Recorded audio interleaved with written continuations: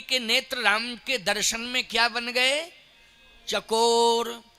विश्वामित्र जी बोले जब हम गए मांगने तो हमहू चकोर हो गए राम को देख के, और ये जनक आए, जनक ने देखा तो जनकऊ चकोर।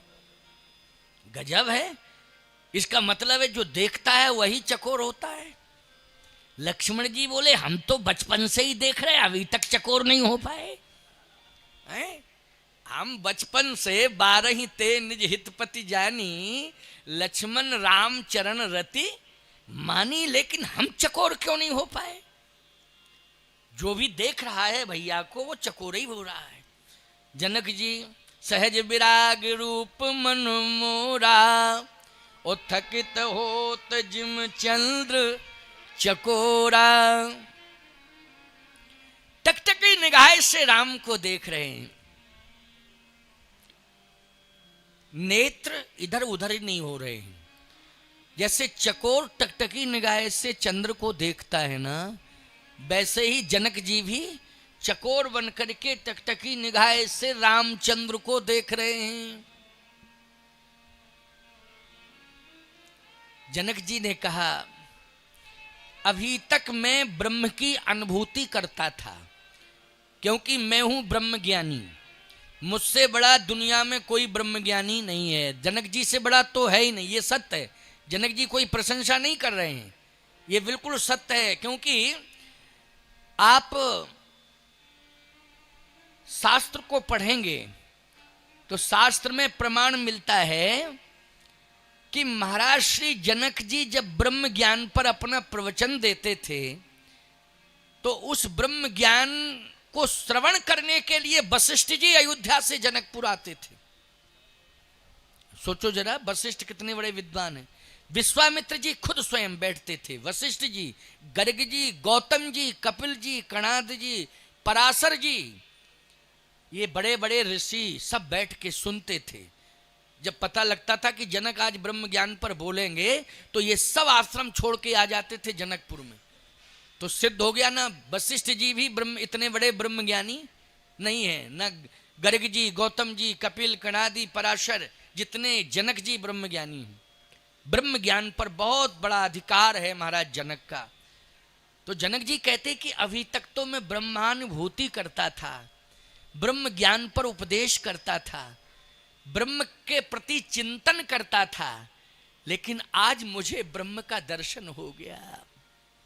क्या हो गया? दर्शन। मैं तो ये मानता था कि ब्रह्म निर्गुण है, लेकिन वह निर्गुण ब्रह्म आज सगुण बनकर के मेरे सामने आ गया। जनक अब तू भूल मत करना। क्यों? तेरी बेटी केवल बेटी नहीं है, वो आदि शक्ति है। क्या है? आदि शक्ति। आदि शक्ति जहीं जग उपजाया, सो अवतरेऊ मोर यह माया। कहे बेटी तेरी आदि शक्ति है, और याद रखना आदि शक्ति का वर्ण यदि कोई कर सकता है इस धरित्री पर तो केवल परब्रह्म कर सकता है और कोई नहीं कर सकता है। और अब जनक तुझे विलंब नहीं करना चाहिए, परब्रह्म जब आ ही गया है तो तुरंत विवाह की घोषणा कर देनी चाहिए। जबकि उम्र उस समय 6 साल की थी सीता जी की। सीता जी की उम्र कितने साल की थी? 6 साल की। आप कहोगे महाराज क्या बोल रहे हो आप? अरे हम ठीक ही बोल रहे हैं, खराब गलत गड़बड़ बोल रहे हैं क्या? ठीक ही बोल रहे हैं। 6 साल की। हाँ, भगवान राम में और सीता जी में 9 वर्ष का अंतर। 15 वर्ष की अवस्था राम जी की है विवाह के समय, और 6 वर्ष की अवस्था सीता जी की। अच्छा, कितने साल का अंतर हुआ राम जी में और सीता जी में? 9 साल का हुआ कि नहीं? बहुत से लोग ये सोच रहे होंगे कि हम में 6 साल का अंतर है, कुछ सोच रहे होंगे हम में 7 का है, कुछ सोच रहे होंगे हम में 5 ही का है, हैं? कुछ तो ऐसे भी बैठे होंगे जो कहेंगे हम में 9 का है अंतर। चलो ठीक ही तो है, जो राम जी में और सीता जी में 9 साल का अंतर है। लेकिन एक बात बताओ, जिनमें 15 साल को अंतर है वे क्या सोच रहे होंगे? हाँ, ऐसे भी उदाहरण हैं। और सटीक प्रमाण है, 15-15 साल का अंतर है। दोबारा शादी हुई, कहे महाराज पहली पत्नी समाप्त हो गई थी, दूसरी शादी की, तो अब दूसरी शादी में उम्र का थोड़ा अंतर, थोड़ा क्या ज़्यादा ही अंतर पड़ गया। अब हम क्या करें? हमने कहा अब तो निर्वाह कर, और क्या करें? मैं क्या करूं भाई? निर्वाह कर। परिणय बंधन में अगर बंध गए हो तो धर्म यही कहता है कि निर्वाह करना चाहिए, और कोई बात नहीं है, निर्वाह कर, हो गया हो गया। लेकिन प्यारे, परिस्थितियों में यदि कहीं कोई ऐसी बात आ जाती है तो एक अलग बात, लेकिन इतना अंतर होना नहीं चाहिए। ज़्यादा से ज़्यादा 9 वर्ष का अंतर हो। और अब आजकल की शिक्षा की क्रांति में तो हमारी समझ में तो 25 साल के बाद ही शादी का योग संयोग बनता है, हैं? बेटी 25-26 की हो जाती है, दामाद 28-30 का हो जाता है, इस तरह से चलता है। क्योंकि वो कहते जब तक जॉब नहीं होगी, सर्विस नहीं लगेगी, तब तक हम विवाह करेंगे ही नहीं। लड़की भी कहती है जॉब नहीं लगेगी, हम करेंगे ही नहीं। अरे भाई ठीक है, तो जॉब भी समय से ही मिल जाए तो ज़्यादा अच्छा है नहीं?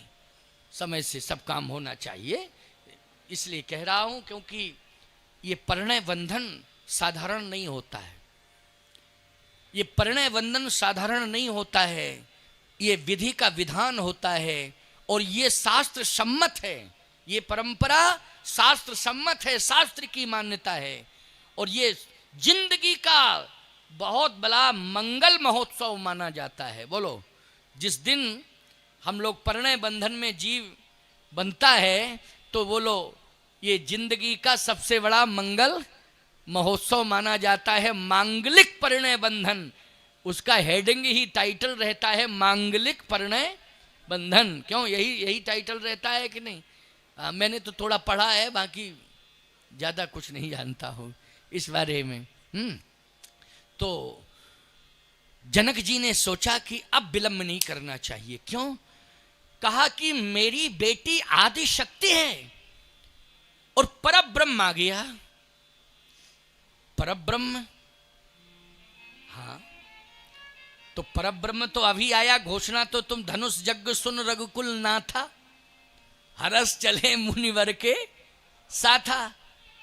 अरे भाई, विश्वामित्र जी को तो जानकारी उस समय मिल गई थी जब अपने आश्रम में थे, तभी तो ये चौपाई लिखी गई, धनुष यज्ञ सुन रघुकुल नाथा, हरस चले मुनिवर के साथा। तो धनुष यज्ञ की घोषणा तो आपने कर ही दी थी, लेकिन ये आपको कन्फर्म मालूम था कि परब्रह्म आएगा। ये महसूस तो अब कर रहे हो कि मेरे सामने परब्रह्म आ गया। ही नहीं, विलोकत अति अनुरागा, वरवस ब्रह्म सुखय मन त्यागा। आज ब्रह्म, निर्गुण ब्रह्म के प्रति मेरी आस्था थी, लेकिन आज ब्रह्म सगुण बनकर के आ गया, इसलिए मैं निर्गुण को तो भूल ही चुका हूं। अब मेरा संपूर्ण आकर्षण किस पर हो गया? सगुण ब्रह्म पर हो गया है। क्योंकि आदि शक्ति भी बेटी बनकर के सगुण रूप में अवतरित हुई कि नहीं? बोलो, जनक के यहाँ भी आदि शक्ति सगुण बनकर के बेटी के रूप में अवतरित हुई। तो जनक जी ने कहा कि मैंने एक दिन डिसीजन ले लिया था। क्या डिसीजन लिया था? कहे कि जिस दिन मेरी बेटी ने 6 वर्ष की अवस्था में इस धनुष को बाएं हाथ से उठा लिया था, सीता जी ने खेल ही खेल में जो पिनाक धनुष रखा हुआ है, ये वज्र से भी ज्यादा कठोर है। ये पिनाक जो रखा हुआ है, जिस पिनाक को उठाने की क्षमता रावण में भी नहीं है। समझ गए हो ना? रावण में भी क्षमता, रावण बाण छुआ नहीं चापा, रावण में भी नहीं है, बड़े बड़े बलशालियों में नहीं है। जनक जी ने कहा कि मैंने देखा कि एक दिन 6 वर्ष की अवस्था में मेरी बेटी ने बाएं हाथ से उठा लिया, तो सिद्ध हो गया कि बाएं हाथ से साधारण बेटी 6 वर्ष की अवस्था में इतनी बड़ी वजनदार क्षमता वाले, इतने बड़े वजनदार क्षमता वाले धनुष को कोई 6 साल की बेटी नहीं उठा सकती है। उठा सकती क्या? 6 साल की क्या, 60 साल की भी उम्र, 60 साल का भी कोई पहलवान हो जाए, जिसका अभ्यास, बुढ़ापे में पहलवान का अभ्यास मजबूत हो जाता है, ऐसी बात नहीं, उसमें भी क्षमता नहीं है। बड़े बड़े पहलवान बलवानों में क्षमता नहीं है। इससे सिद्ध हो गया कि मेरी बेटी, ये बेटी कहने के लिए है, ये आदि शक्ति। क्या है? आदि शक्ति। और आदि शक्ति जहीं जग उपजाया, जगत के अवतरण के मूल में आदि शक्ति है। और आदि शक्ति का वर्ण परब्रह्म कर सकता है। इससे मुझे विश्वास हो गया था कि अगर आदि शक्ति का निर्गुण रूप से हट के सगुण रूप में जन्म हो गया है, आदि शक्ति निर्गुण रूप का त्याग करके सगुण रूप में प्रकट हो गई है, तो इस धरित्री पर आदि शक्ति का वर्ण करने के लिए निर्गुण ब्रह्म भी सगुण रूप में अवतरित हो गया होगा। और मुझे पूरा यकीन हो गया था कि वो निर्गुण ब्रह्म का अवतार सगुण रूप में कहाँ हुआ है? अयोध्या में हुआ है। और ये भी मुझे मालूम चल गया कि ताड़का नाम की राक्षसी का वध किया। तो ताड़का नाम की राक्षसी का वध साधारण कोई कर नहीं सकता, ये तो ब्रह्म की ही ताकत हो सकती है। और मैंने ये भी सुना कि अहिल्या का तरण, अरे ताड़का का मरण। जनक जी ने कहा मैंने सुन लिया था कि ताड़का का मरण किया है, तो मैं समझ गया था कि ब्रह्म अयोध्या से चल पड़ा, ब्रह्म अयोध्या से चल पड़ा। क्योंकि ताड़का के मरण की सूचना सबको मिली कि नहीं मिली? जल्दी बोलो, मिली कि नहीं? ताड़का मर गई, ताड़का मर गई, ताड़का मर गई। आश्चर्य की बात है ना, ताड़का को कोई मार नहीं सकता था। लेकिन जनक जी ने कहा जिस दिन ताड़का का मरण हुआ, उस दिन मैं समझ गया था कि ब्रह्म अब चल दिया है। फिर पूरी तरह से विश्वास तब हुआ मुझे, कब? जब अहिल्या का तरण हो गया तो मेरी सीमा में ब्रह्म आ गया। उस दिन मैंने सोच लिया था, क्यों भाई? ताड़का का मरण हुआ और अहिल्या का तरण हुआ, तो अहिल्या के तरण में जनकपुर की सीमा आ गई कि नहीं आ गई? जल्दी बोलो। जनक जी ने कहा जिस दिन अहिल्या का तरण किया, मैं समझ गया कि अब मेरी सीमा में ब्रह्म आ गया है। तो उसी समय मैंने धनुष तोड़ने की घोषणा कर दी थी कि जो ताड़का का मरण कर सकता है, अहिल्या का तरण कर सकता है, वही जानकी का वरण कर सकता है। इसलिए 100 पुरारी को दंड कठोरा, राज समाज आज जोई तोरा, त्रिभुवन जय समेत वैदेही, बिनहि विचार बरयट तेही। अब मैं विश्वस्त हो गया हूं, मुझे यकीन हो गया है कि अब तो इन्हीं बिलोकत अति अनुरागा, वरवश ब्रह्म सुखे मन त्यागा। मेरी बेटी का वरण करने के लिए परब्रह्म आया है। तो ये धनुष का देखो, धनुष तोड़ने की बात जहां तक है, वहां मुझे ये विश्वास है कि धनुष भी यही तोड़ेंगे। अरे ये क्या यकीन है कि ये तोड़ेंगे? बड़े बड़े राजा आ गए हैं। अरे तो बड़े बड़े राजा आ गए हैं, जनक जी बोले राजा आ जावे, बड़े बड़े राजा आ जावे, लेकिन विश्वास है कि धनुष यही तोड़ेंगे। क्यों? इसलिए कि धनुष है भगवान शंकर का। किसका धनुष है? भगवान शंकर का। और शंकर जी जिससे तोड़वाएंगे वही तोड़ेगा। बोलो भाई, बिना शंकर की अनुमति के ना कोई तोड़ सकता है ना धनुष टूट सकता है। बोलो तो। अच्छा एक बात बताओ, जितने भी संसार में प्राणी हैं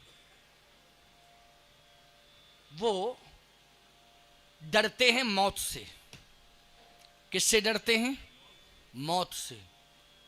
मौत से सब डरते हैं, लेकिन मौत ना आवे इसके लिए किसकी शरण में जाते हैं? भगवान शंकर की। क्यों भैया? मौत से सब डरते हैं और मौत ना आवे इसके लिए किसकी शरण में जाते हैं? शंकर जी की शरण में। तो मौत को ललकारने की क्षमता, वो काल को डांटने की क्षमता है महामृत्युंजय भगवान में। बोलो है कि नहीं? महामृत्युंजय भगवान में ये ताकत है और किसी में नहीं। और महामृत्युंजय भगवान, बोलो रामेश्वर कह लो, चाहे महाकालेश्वर कह लो, चाहे ओंकारेश्वर कह लो, बोलो ज्योतिर्लिंग में जो भी हैं बोलो भगवान शिव ही तो हैं। चाहे उनको रामेश्वर मान लो प्यारे, चाहे ओंकारेश्वर मान लो, और चाहे उनको महाकालेश्वर मान लो, वो तो भगवान शिव ही हैं। तो जनक जी कहते हैं कि शंकर जी जहां बैठे हों और रक्षा कर रहे हों, उसे कोई तोड़ सकता है? शंकरई जी जब रक्षा करने लग जाएं तो कोई तोड़ सकता है? चाहे जितने राजा चले आवे, राजा ही टूट जाएंगे, धनुष नहीं टूटेगा है।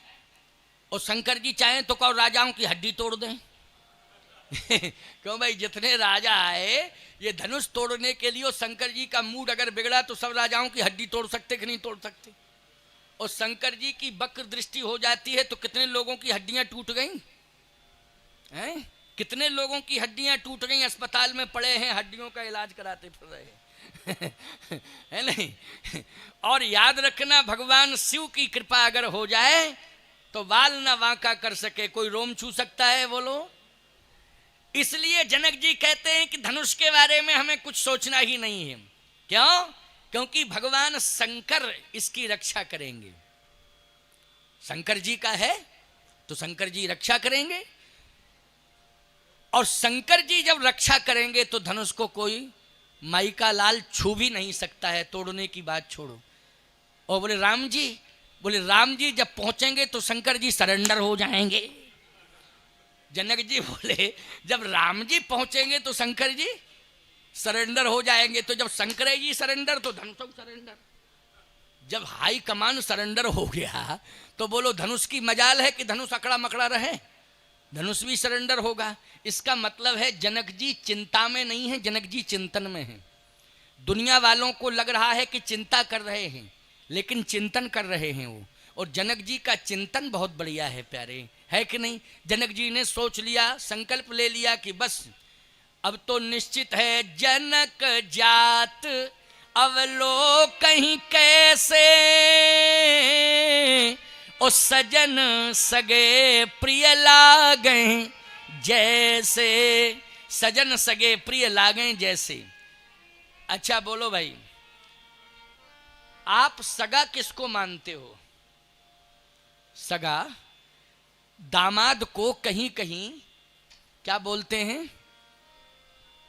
सगा भी बोलते हैं, दामाद भी बोलते हैं, कहीं कहीं दामाद को जमाई भी बोलते हैं। जामाता जामाई क्या बोलते तुम्हारे यहाँ?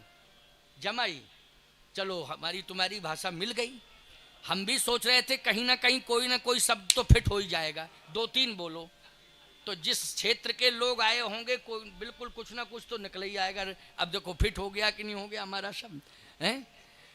जनक जी ने भी यही सोचा। दामाद शुद्ध शब्द है, दामाद।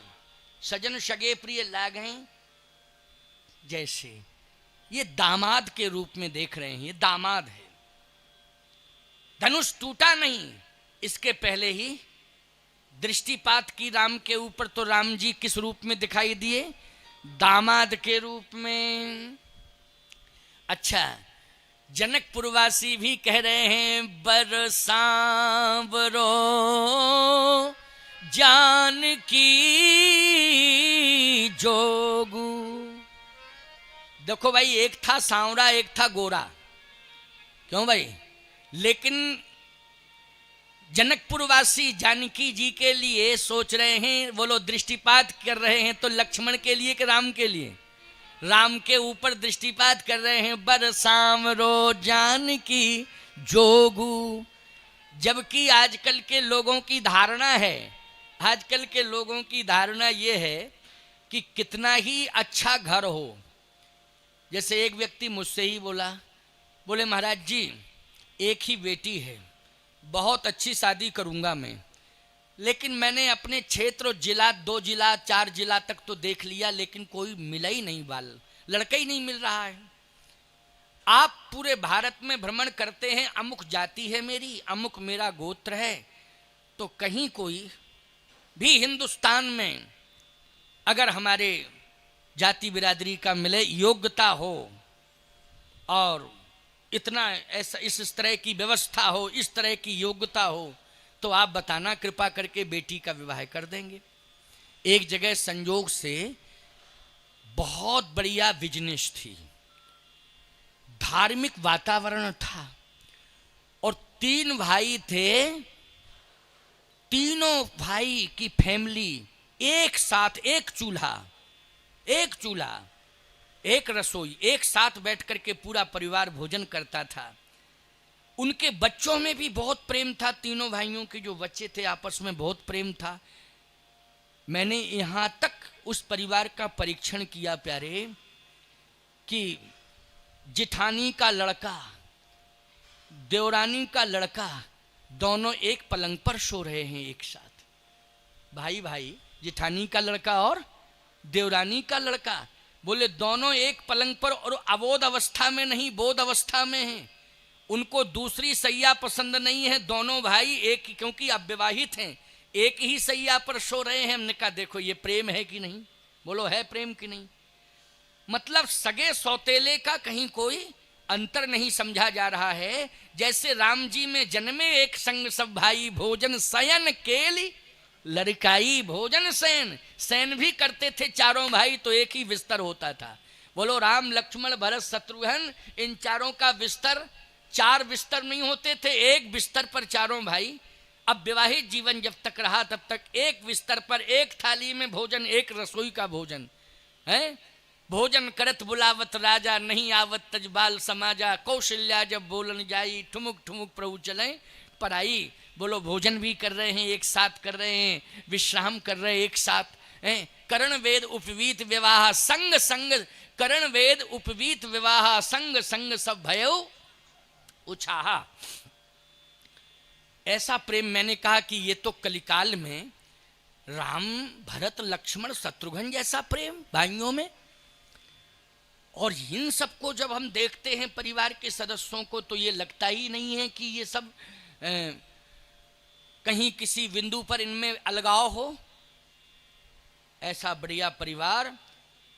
अब मैं जरूर कहूँगा कि तू यहाँ अपनी बेटी का संबंध कर दे। मैंने दूरभाष पर चर्चा की कि मैं 2 दिन रुका हूँ, तुम तुरंत आ जाओ। बोले महाराज जी पत्नी को लेके आ जाओ। हमने कहा पत्नी को लेके आ जाओ भाई, आजकल सिस्टम है ये, आ जाओ तो क्या दिक्कत की बात है। ठीक है, दोनों आ गए। लड़का दिखाया, देखा, एकांत में हमने शाम को कहा क्यों, अगर तुम्हें पसंद है, देखो ये बिजनेस है, ये परिवार में सामंजस्य है, और मैंने तो 2-3 दिन रह करके देख लिया है, अब मैं तो पूरी तरह से संतुष्ट हूँ। अगर तुम मुझे गुरु मानते हो, विश्वास करते हो, तो मेरा तो विचार है कि बेटी का संबंध कर दो। बोले महाराज बहुत बढ़िया भवन है, बहुत बढ़िया बिजनेस है, बड़ा प्रेम है परिवार में, लेकिन अरे हम चौंक गए। हमका यहाँ कुछ लेकिन लग गया है तो कुछ ना कुछ। तो हमने कहा लेकिन क्यों, अरे उम्र लड़के की, लड़की की उम्र क्या है। बोले महाराज 23 वर्ष की। तो हमने कहा लड़का 24 वर्ष का, 1 ही साल का तो अंतर है, अच्छा ही तो है, अब क्या दिक्कत। बोले महाराज वो कुछ दिक्कत नहीं है, लेकिन कलर जरा सांवला है। अरे हमने कहा हट यहां से, तू कलर पर चला गया। क्यों भाई तू प्रेम नहीं देख रहा है परिवार में।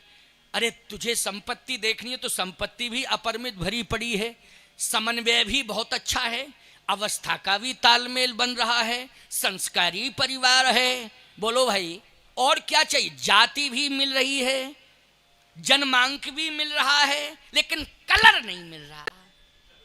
तो अब कलर पर मर रहे हो, कलर पर जा रहे हो। लेकिन बोलो जनकपुर वासियों ने गोरे रंग का चयन किया कि सांवरे का, बोलो। हाँ सब बोले सांवरे का। तो तुम जनकपुर वासियों से ज्यादा बड़े हो बुद्धिमान। क्यों, वहां तो सब ऐसे ही रहते थे, जनकपुर में कोई खास नहीं थे। क्यों, क्योंकि कलर वो भी तो देख सकते थे वो लोग। लेकिन संपूर्ण जनकपुर वासियों ने, मिथिला वासियों ने डिसीजन ले लिया कि बरसावरो जानकी जोगू, बरसावरो जानकी जोगू। यानी लक्ष्मण के लिए किसी ने कुछ भी नहीं कहा, एक शब्द नहीं कहा। बोलो प्रमाण बता दे कोई। जबकि गोरे कौन हैं, लक्ष्मण जी, सांवरे हैं राम जी। और उम्र की बात कही जाए तो 1 ही दिन का तो अंतर है। 15 साल के राम जी तो 15 ही के लक्ष्मण जी हैं, क्योंकि ज्यादा अंतर नहीं है। जन्मे एक संग सब भाई। हाँ भाई घंटे 2 घंटे 4 घंटे 1 दिन का अंतर हो सकता है, लेकिन वर्ष तो एक ही माना जाएगा। माना जाएगा कि नहीं। लेकिन जनकपुर वासियों ने राम जी के स्वरूप को देख करके डिसीजन ले लिया, बर सांवरो जानकी जोगू, और स्पष्टीकरण दे दिया सांवरो। एक कौ व्यक्ति गोरे पर नहीं गया, ये तो बाद में निर्णय हुआ। बाद में निर्णय हुआ कि भाई 4 बहनें हैं तो भाई कितने, बोले 4 हैं तो बहुत बढ़िया बात। अब 4 हैं तो चारों की विवाह, चारों की शादी हो जाए, चारों का विवाह यहाँ हो जाए, क्योंकि 4 बेटियां हैं और 4 बेटे हैं, 4 राजकुमारियां हैं, 4 राजकुमार हैं, तो बहुत बढ़िया बात। लेकिन सबसे पहले चुनाव किसका हुआ बोलो? राम जी का हुआ कि नहीं? और कलर कौन सा है राम जी का? सांवला है कि नहीं? सांवला कलर है। लेकिन मैं एक बात कहता हूं, चारों भाइयों को खड़ा कर दीजिए तो चारों भाइयों के बारे में रिपोर्ट क्या आ रही है? बोले चारों रूप शील गुण धामा, तदपि अधिक सुख सागर राम। बोले तदपि अधिक सुख सागर राम। चारों रूप शील गुण धामा, न चारों में रूप की कमी है, न चारों में गुण की कमी है, न चारों में शील की कमी है। और प्यारे यही लक्षण आप देखते हो कि नहीं? बेटी के लिए जब वर खोजने जाते हो तो यही लक्षण देखते हो ना? रूप, शील, गुण, आयु और फिर कुल, और कुल के बाद फिर देखते हो कि है क्या व्यवस्था, खान पान, व्यापार, बिजनेस, सर्विस, क्यों ये सब देखते हो। लेकिन यहां तो चारों रूप शील गुण धामा, तदपि अधिक सुख सागर रामा। राम जी के प्रति आकर्षण है, रंग पर मत जाया करो, कलर मत देखा करो, गुण की प्राथमिकता होनी चाहिए। किसकी? गुण की प्राथमिकता होनी चाहिए। सीताराम जी के विवाह से आपको यही प्रेरणा मिल रही है। अच्छा, जहां तक ये तो जनक जी का चुनाव, जनकपुर वासियों का चुनाव, लेकिन सीता जी का क्या चुनाव है? भाई जिसके साथ विवाह होना है उसकी भी तो अपनी चॉइस है। हाँ, लेकिन देखें आप, वाह क्या गजब की बात, बहुत बढ़िया बात हम आपको बता रहे हैं, बहुत सुंदर बात सुना रहे हैं। क्योंकि वो मेरी माँ हैं, जानकी जी मेरी माँ हैं, आप सबकी माँ हैं, हमारी संसार की माँ हैं वो। लेकिन आज एक बेटी की भूमिका में हैं, तो बेटी की भूमिका में जब रहेंगी तो लीला करने के लिए, उनके चरित्र का प्रतिपादन करने के लिए हमें वो बताना ही पड़ेगा कि श्री जानकी जी का दृष्टिकोण क्या है राम जी के प्रति। जानकी जी ने जब श्री राम जी को देखा तो उनका दृष्टिकोण क्या है। अच्छा भाई, सबसे पहले मुलाकात कहाँ हुई जानकी जी की और राम जी की? जनकपुर में हुई, लेकिन पुष्पवाटिका में हुई। पुष्पवाटिका में मुलाकात किसने कराई? सखियों ने। लेकिन सुनो, सखियों में बहुवचन आ जाएगा, लेकिन सखी में एक वचन आएगा। तो एक सखी ने कराई, गई तो हैं बहुत सी सखियां सीता जी को लेके पुष्पवाटिका में, लेकिन मुलाकात एक सखी सिय संग बिहारी, ओ गई रही देखन फुलवारी, तह दो बंधु बिलो के जाई, ओ प्रेम विवश सीता पहियाई। भगवान शंकर हैं एक सखी, ये एक सखी जो है ये भगवान शंकर हैं, ये साधारण सखी नहीं है। क्योंकि ब्रह्म और शक्ति का मिलन यदि कोई करा सकता है तो ये क्षमता सब में नहीं है, ये क्षमता भगवान शिव में है। किसमें है? भगवान शिव में। ब्रह्म और शक्ति के मिलन कराने की क्षमता गुरु में होती है, सदगुरु में होती है। और भगवान शंकर जैसा गुरु कौन होगा दुनिया में, बोलो? है गुरु ही नहीं है, वो तो जगत गुरु हैं। भगवान शंकर क्या हैं, जल्दी बोलो? जगत गुरु हैं, गुरु ही नहीं हैं।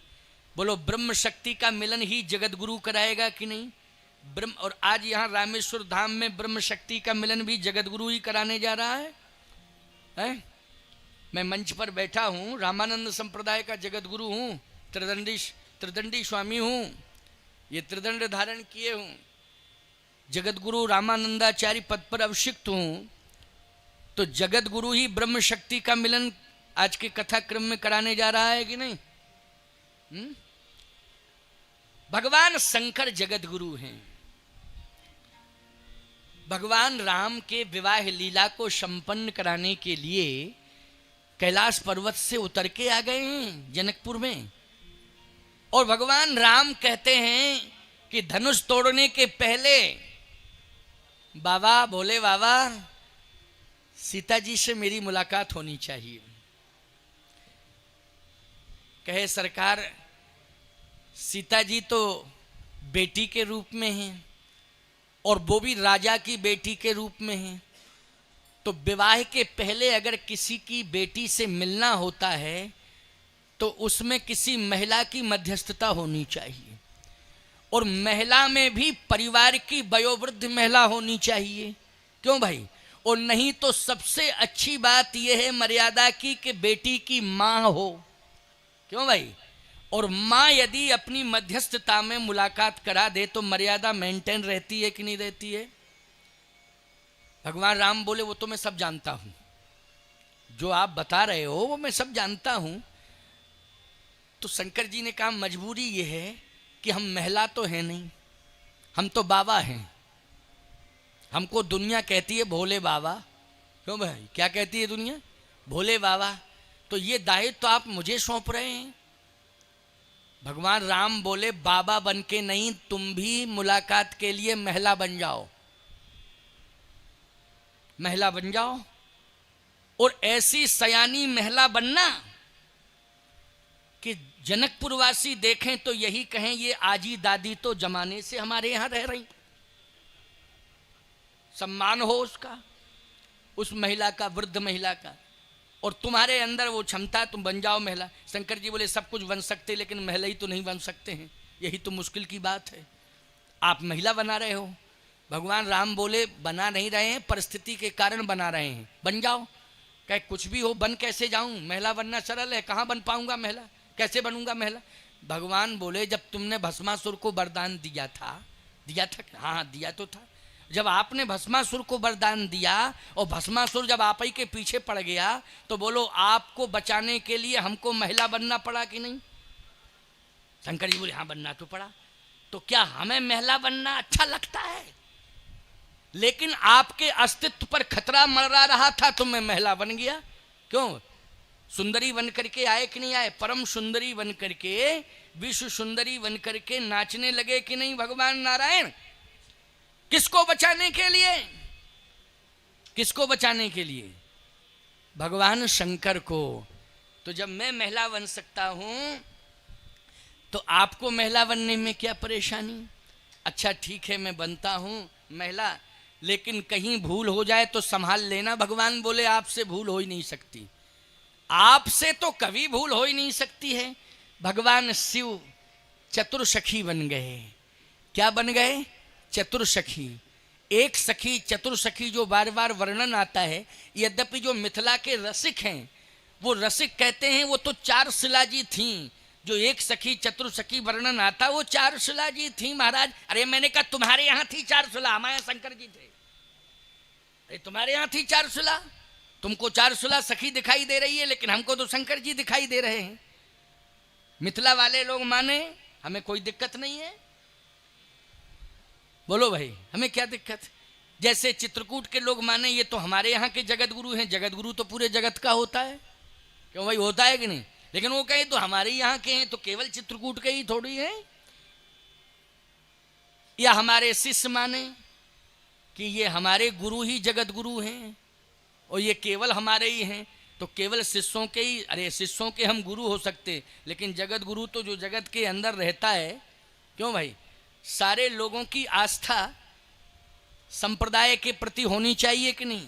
और संप्रदाय के आचार्य पद पर अगर प्रतिष्ठापित कोई हो गया है तो बोलो वो एक शरीरधारी संत का सम्मान नहीं है, वो एक आचार्य पीठ का सम्मान है। सारे लोग आचार्य पीठ का सम्मान करते हैं। आज मैं इस व्यास पीठ पर बैठा हूं तो ईमानदारी से बताओ, ये व्यास पीठ पर बैठने के बाद विशेष सम्मान होता है कि नहीं होता है? किसका होता है? शरीर का नहीं होता है, पीठ का होता है। ये मान्यता है, करना ही चाहिए। भगवान शंकर से